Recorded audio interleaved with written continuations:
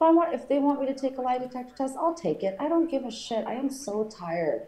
I'm so tired of having to explain what I know the truth is, and that is that I made an egotistical call on a man that I thought was bluffing me. At the end of the day, it was ballsy as fuck. And whatever. Some people are like, you're twisting your finger. Like, what? I don't even know how that even is like relates to me, like cheating in any regard. Like, that was a stressful hand. I was in a high pressure situation. That was a very expensive pot. I Mm-hmm. also was looking at the pot thinking, I'm going to lose a lot of money already. Like, I mean, how do I steal this pot? I'll raise it at the turn, thinking, uh, ultimately thinking that I'm holding three. I am going to actually release a whole little video on that. And I just needed to clear my head first so I can just like have a video fully me talking just from my heart, not reading anything, just really feeling it out about how that hand transpired for me and what I felt like I needed to say post hand from Mm-hmm. certain directions and suggestions I was getting from people.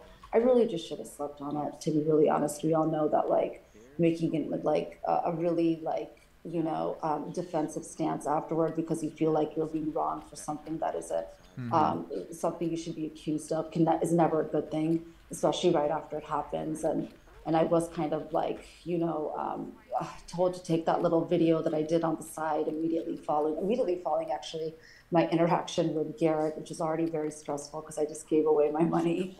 Angry star of their show, like alleviate his anger towards me. And Mm-hmm. for me, I looked over at Ryan. He looked really stressed out. Like, oh, this is a very awkward situation, and I'm just like, oh my god, like, is this what can I do here? It was ultimately like we're standing in this weird like little area on the corner of some, I don't even know. I guess now I'm told it was a locker room. Like, what are we doing here? Let's get like what do you want? Like, what is it? What can we do here? You know what I mean?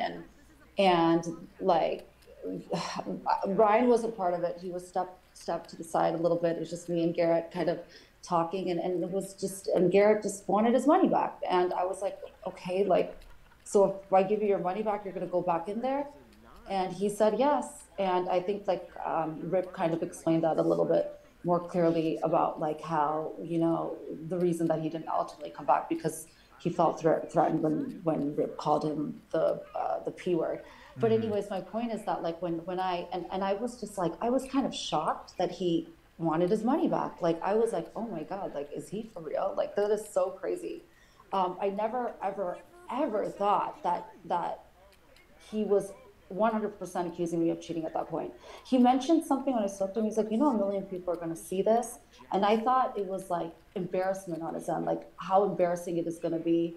And embarrassment on my end too. Like, how embarrassing is it going to be for you? And the fact that like that you made a call with really shitty hands. And I felt bad. I felt bad that I won a hand I should not have won. We have all won hands we shouldn't have won. That was a very expensive hand I won that I shouldn't have won.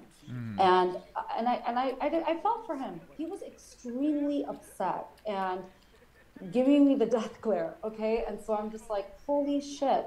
I looked at Ryan. I don't want to disrupt like their guy. I came on the show like a week and a half ago. I'm like, I don't want to be the cause of all of this. Like, whatever. And I was thinking, like, yeah, I'll get it back. I'm gonna get that money back. I'm gonna play my hands right. I'm gonna get that money back. That's just the competitive nature in me. And if you've seen like a couple of hands I played, some of them I obviously play well, and others I take a ballsy, I make a ballsy decision based on my read on the person.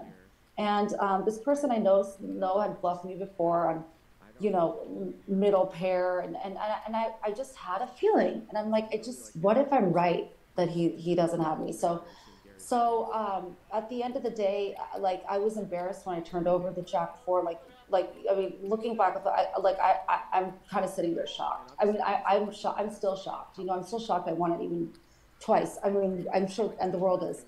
It didn't feel like a fair hand to win, so that was part of it. He's angry as hell, and I'm just like, why are we standing in this weird little hallway in this casino? Let's get Mm-hmm. back in there and finish the show. That's why we're all there.